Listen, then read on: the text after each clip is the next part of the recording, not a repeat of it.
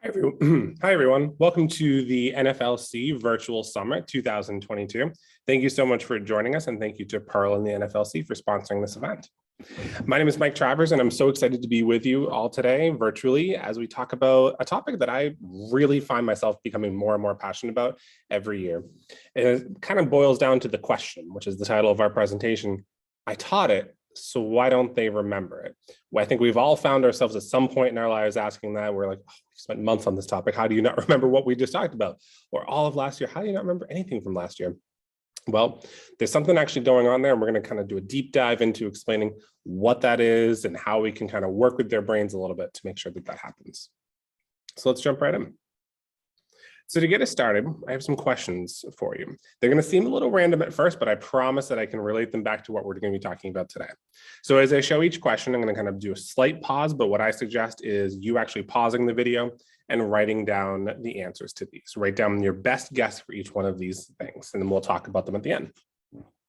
So our first one is, what did you eat for lunch? Could be what you ate for lunch today, what you're eating right now for lunch, or what you ate yesterday for lunch, whenever the most recent lunch you had is. What did you eat? Number two, who was the 5th president of the United States? That one might be a little bit more tricky for you. You might be sitting there like, oh, I know this. Oh, what is the name? What is his name? Write down what you think. Don't look it up though. 5th president. Number three, what are the 3 modes of communication? Number 4, what is the mitochondria? Oh, that's a fun one. And number 5, what was your favorite childhood toy? So take a second. I suggest pausing the video and writing down your answers to these as we go over them and figure out, why are we asking these questions? How does this relate to world language? So for number 1, it's going to depend on the person, right? Whatever you ate for lunch is going to depend on when you most recently ate lunch and what it was, whether it was a memorable experience. But think about what your brain had to do there. Your brain had to say, when was the last time I ate lunch? What was it that I ate, right? So your brain was doing different things and retrieving information that way. Number 2, the 5th president of the United States is James Monroe. That is his name, James Monroe. And you were probably like, oh, I've heard that name before. Oh, how did I forget that? And your middle school or high school social studies teacher is also saying, I taught that. Why don't you remember? Same thing, same exact concept. Your brain was trying to retrieve information from long, long ago. What are the 3 modes of communication? Interpretive, interpersonal, and presentational. For a lot of us, that's daily lingo. That's daily stuff that we're saying, that's in our curriculums, that's stuff we use in our classes all the time. And so for some of us, that might have been so automatic that it was like, boom, boom, boom, write them down. Your brain didn't need to retrieve that for a long time. Number 4, the mitochondria is the powerhouse of the cell, a phrase that a lot of us, I think, learned. I think we all had the same textbook or something like that. But that's basically like the power, like the energy source, I believe, of the cell. That's my scientific knowledge of that. But that phrase usually tends to be what people remember. And so it's interesting with that, because then you try to remember, okay, what else about the mitochondria? And your biology teacher is saying, I taught you that. Why don't you remember? And number 5, your brain was doing some different things there, trying to remember your childhood toys, because your brain was saying, let me remember childhood, let me remember some toys from there, which one would I classify as my favorite? So you're retrieving information and kind of sorting it differently in your brain. So each one of these questions was forcing you to do something with your brain that maybe isn't a regular practice for you, right? So as we relate this to world language, we kind of have to think about, all right, how often are we kind of engaging in this practice with our students where we're having them recall the information from long ago instead of just saying, what do you mean you don't remember this? So we're going to jump into how this kind of connects right now. So in particular, we're going to be talking about retrieval practice. That's our main goal for today's session. And retrieval practice it's awesome. It's a really, really simple tool that you can use, and you can just add on to what you're already doing. It's not a whole new technique, right? It's a small little thing we can do. And we're going to talk first about, all right, what is retrieval practice? And then what are those strategies that I can do so that I make it kind of a seamless part of my classroom? And so you might be asking, what is some random Spanish teacher from Massachusetts doing talking about this topic? This seems like a cognitive scientist sort of situation. Like, what are you doing? And so for me, I can kind of summarize what I'm thinking in terms of this meme, where it's just somebody looking through a book and you go, did we learn this? I can think back to when I was in college and I would take a cumulative exam and I'd be like, there is no way we learned this. I did not learn this. And in fact, you did. It was September or October, and it was like end of December, and you're like, nope, that's not possible. There's no way we learned this. And I find myself doing, or I found myself doing that a lot with my students, where I'd say, oh, we learned this, right? Remember, we spent like months speaking in the past tense. We learned how to narrate in the past, those sorts of things. And then it's a couple months later and I say something in the past, like, no, I've never heard that in my life, or they can't produce it in the same way. And so it's interesting to see how that relates to our students and how we can kind of use their brains differently, or kind of work our classes differently, like with their brains in mind. So a lot of the information you're going to be seeing and hearing about from today, for today comes from the book Powerful Teaching. And then the title of the book lives up to its reputation, let me tell you. It's a book by Pooja Agarwal and Patrice Bain. Pooja Agarwal is a cognitive scientist, and Patrice Bain is a middle school social studies teacher. And so they wrote this book that honestly has changed so many different aspects of my teaching, where they basically talk about retrieval practice and how to make it so that students can recall and retain information over long periods of time. So it's not a world language specific book. However, the implications are there, and they're really transferable in terms of the skills and the activities that they do. I highly recommend this book. I recommend it to everybody when they say, what's the latest book? What are you reading right now? I'm like, you should read Powerful Teaching. This book will change the way you approach your classes and the way you approach your curriculum as well. And so we have to relate this back to the TELL framework, right? We have to think about how does this relate, and it relates really well, in particular to the performance and feedback area, where we're talking about how we can use performance and feedback to advance student learning. And in particular, we're going to be looking at the PF2. And within that, we have three particular areas that match really, really well with this idea of retrieval practice. Number one, we see providing feedback. Number two, we see this idea of encouraging peer feedback, which is something that a lot of us kind of are always talk about doing, but this actually allows us to be able to pull that off, and self-reflection as well, three critical elements of this standard. And we're going to talk about A through F in a little bit and how those relate to what we're talking about as well.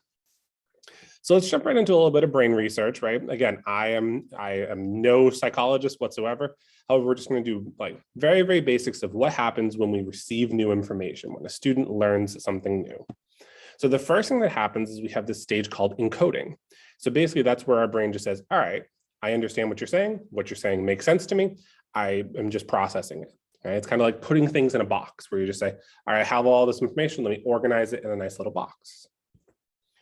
The next stage we go through is storage. So we say, all right, I understand what you're saying. I've encoded what you're saying. Now I got to put it somewhere. Think of like a big long closet, right? Where we have to figure out, all right, where can I put this information? Maybe it's going to be more towards the front because I use it more.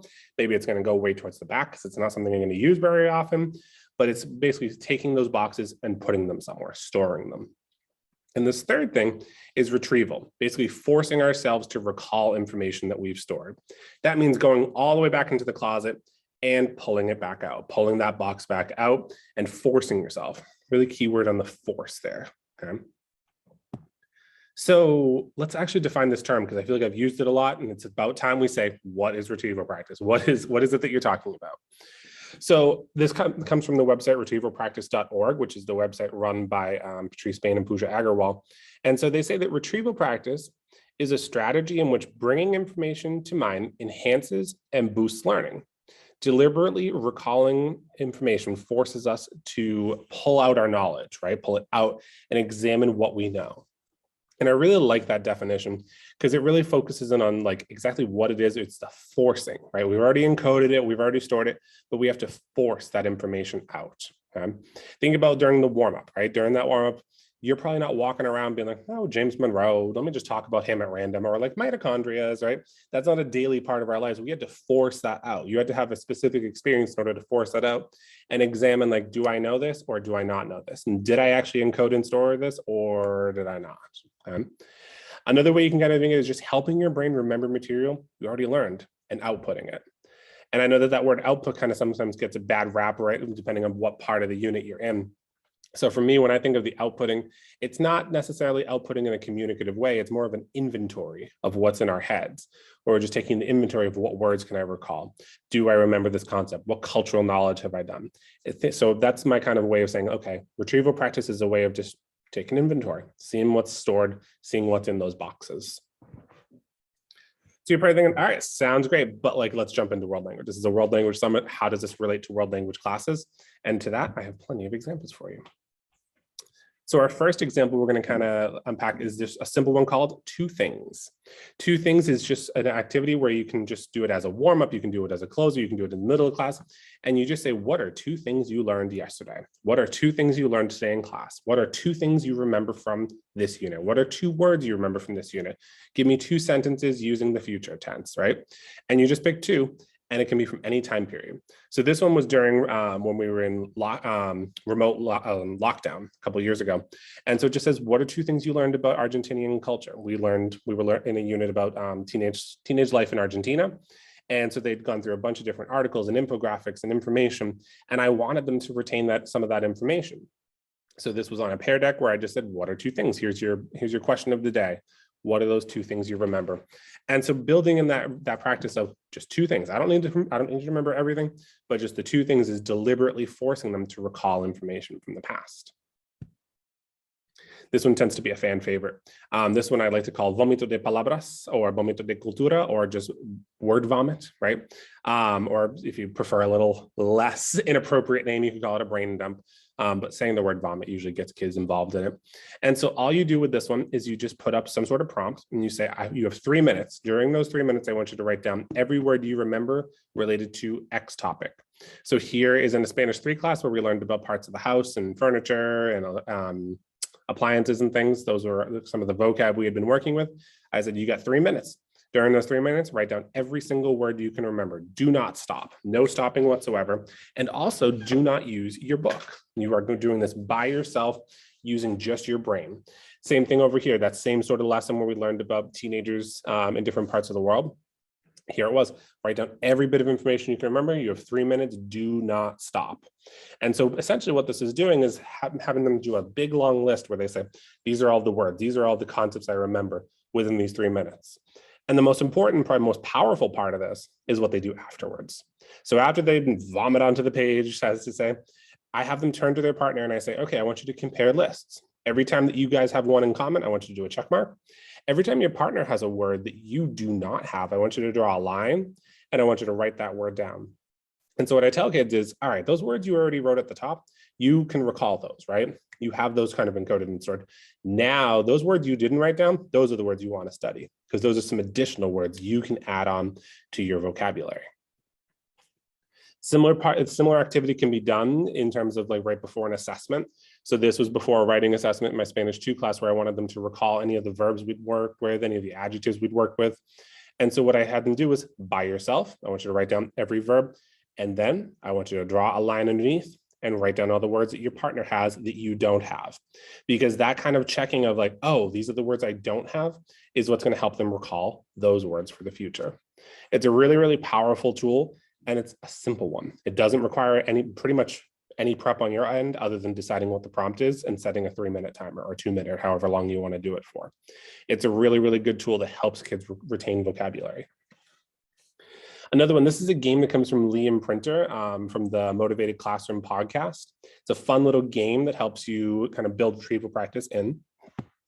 So essentially, step 1, you have your students write down 5 words that they remember from last class or last unit, or if you read a story or a resource, 5 things, whatever the 5 things whatever the topic you might want it to be. And you don't tell them, like, you tell them no books, no anything like that. Just use your brain. What are the first 5 that come to your mind? While they're doing that, I, as a teacher, I'm going to write down 5 words as well. But what I'm going to do is I'm going to choose the 5 most obvious words. Okay? So whatever the 5 most obvious ones, whichever ones I'm like, I think I know which ones they're going to write down. Step 3 is where it starts to get fun. The teacher is then going to read out their list, and students are going to get a point every time that they have a word that the teacher has. And this is just like golf. So I've been told I don't golf, but apparently in golf, you don't like getting points. It's similar to this. This is pointless. So you do not want points. You want to be the person with the lowest number of points. So what's happening here is the teacher is saying, these are the most obvious words that I am imagining you're going to be able to retrieve right away. And so they get points. And so the first round, you see kids get 4s and 3s and sometimes 5s where they said, wow, you wrote down every word that I was going to remember. But this is not where you stop, because this is not really where the real retrieval comes in. It's in step 4, where you say, all right, Try again. I'll give you another chance here. And so we're going to repeat. And what I'm going to do is I'm going to write down the 5 most obvious. But what they're doing is they're retrieving different words. They're saying, I don't want points. I'm going to try to get as few points as possible. So I'm going to try to remember some more obscure words, some more sophisticated words, some less common words. And that's forcing them to recall information that they've learned from the past. And so they get really, really competitive. And then when you play in round 2, you see, oh, they have way fewer points than they did before. So some sort of prompts you could think of as like, all right, write down 5 foods, write down 5 things you did yesterday. What are your 5 favorite transition or connecting words? What are 5 subjunctive expressions to express an opinion? 5 forms of clothing. Any 5, write them down. Give one, get one is a strategy I think a lot of us have used in the past or are currently using, and it's a great retrieval practice. Record your responses, share your ideas with a partner, you get one new idea from your partner, you record those responses, and you repeat. You're basically going around and you're doing retrieval practice with a grid in an organized format. So that's probably one you either like have in your toolbox or have done in the past or do right now. That's a retrieval. That sort of activity builds students' ability to retain vocabulary or different concepts. This last one I'm going to show for an example is a real fan favorite. This is a retrieval grid. So this shows right now something I would project on the board. Students would receive a copy of this that's blank with nothing written on it. And so what they do is they work together, no books whatsoever, and it's a contest to get as many points as possible. This one you want points. And so the different colors correspond with different types of information that I want them to try to retrieve. Everything in red is very recent vocabulary or recent information. Everything in orange is stuff we may have done right before a vacation. So it's a little bit further back for them to retrieve. Everything in green is kind of a concept we've learned throughout the year. So in this case, it was like a new grammar concept we had learned. But then everything in blue, that's information they have to remember from the first semester. So this might have been something I did in April, trying to see what they can remember from September and October. And everything in purple, that's going to be stuff that they try to remember from Spanish 2 or from years past. So I'm trying to get further and further back in terms of their retrieval. And so what happens is kids like engage in this competition, and their goal is to get as many points as possible. Well, in order to get as many points as possible, you need a lot of the 4s and 5s if you want to win. So that means you're forcing yourself to retrieve information you learned from last year or from the first semester, which is further back, versus the easier points where in the red, where you're just like, okay, we just did this word. I can name 5 healthy choices. I can name, this or that, depending on like where it is in terms of my brain. And so kids usually work with a partner. Again, no resources. What can they recall on their own? And they work to try to get as many points as humanly possible. It's a really, really good activity to do on like a half day when like the schedule's kind of weird, or the day after a vacation is a very big one, or at the end of the year. This is a really, really cool activity that you can do. And it's very easy to just insert the content that you've worked with. You can change the colors. The colors are just randomly thrown throughout. You can do it with more things, or you can do it with less, however you feel like doing it. And one super quick last one, this one comes from Stephanie Carbonell. This one was for novices where you put a word in the middle. This is j'ai, meaning I have, and write down as many things as you can think of that follow that expression. So saying I have what? I have blue eyes. I have a brother. I have math class at 8 o'clock. How many things can you think of that associate that word and adding some meaning at the end of it? So what I ask you to do right now is practice what we preach. Stop and retrieve. So as I put these questions up, I want you to pause and write down what are the 3 stages of memory processing. We talked about them in the beginning. Define retrieval practice in your own words. And what is one idea that stood out to you as something you could use with your students? For the sake of time, I'm going to keep going, but I do encourage you to actually stop, pause, look back, see what the correct answers are as you go back into the video.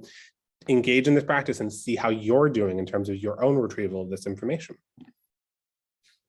And so I told you that this related really well to the TELL framework in particular. And so there's so many different elements within the A through F criteria that you can see related to retrieval practice and performance and feedback. So we see that retrieval is a form of feedback. We see that they're doing self-reflection when they say, all right, how many words can I recall? We see that this is supported by evidence through different research, right? We see that retrieval is a form of feedback, like I said before. You see that this is close in time, right? The close in time in terms of saying, oh, I just did this, I receive feedback right away. I identify those next steps where I say, okay, I didn't remember all of these words. Now I know my next step is to study these words I wrote underneath the line, for example, in the word vomit one.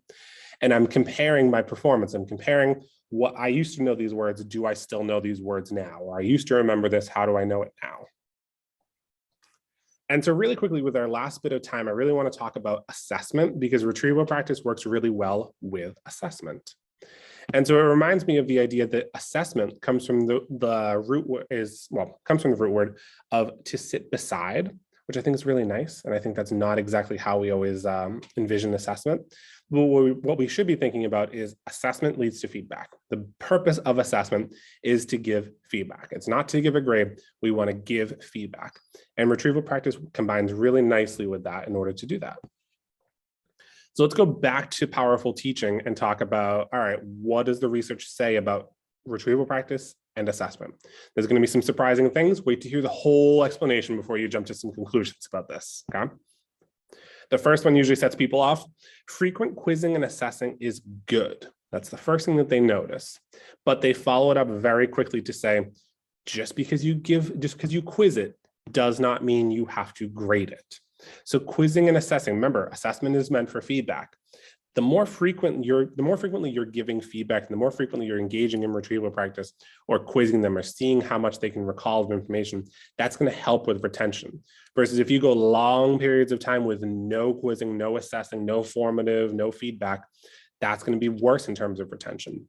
So we want to think about how can we build retrieval opportunities so that students are constantly being asked to recall information instead of just on the test on the last day of the unit, right? And so they're also saying that we should be assessing previously learned material. And think about what language is, right? We don't speak about the environment in a vacuum of only using the past tense, right?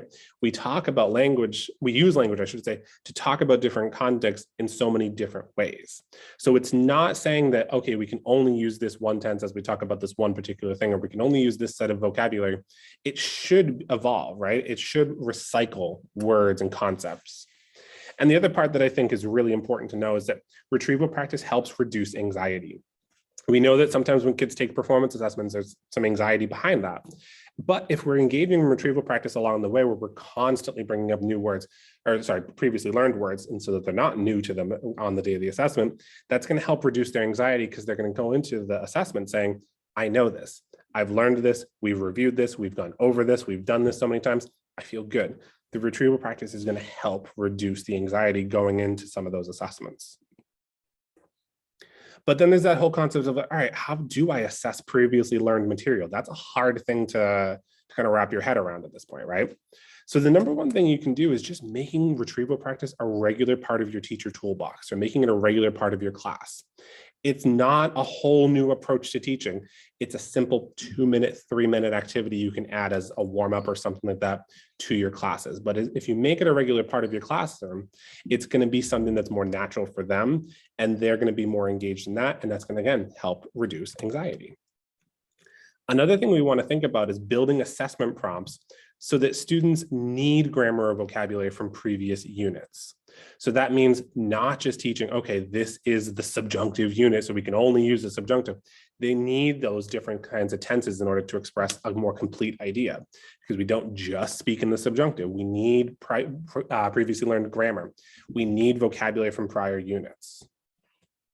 In order to do that, we want to make sure that we're providing feedback through rubrics, and maybe those rubrics talk about how we can use spiraled material or recycled material.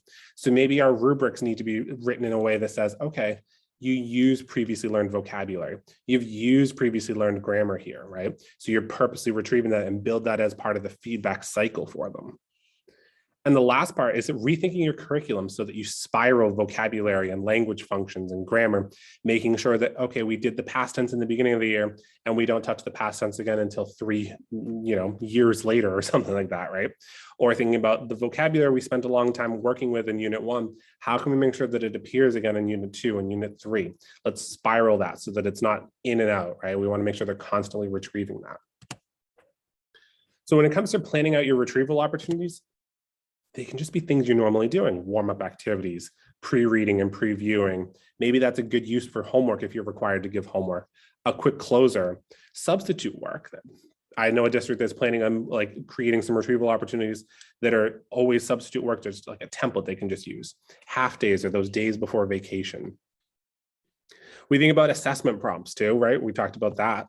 So let's take this assessment prompt here that I use in my level 3 class, where they're writing a letter basically talking about what they learned about Costa Rica and all the different things that they did to become more eco-efficient. And so when we look at this, we see a targeted grammar of preterite versus imperfect. And that's what they would need in order to complete this task.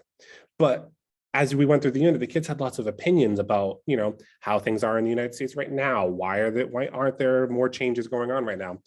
It's great that Costa Rica did all of these things.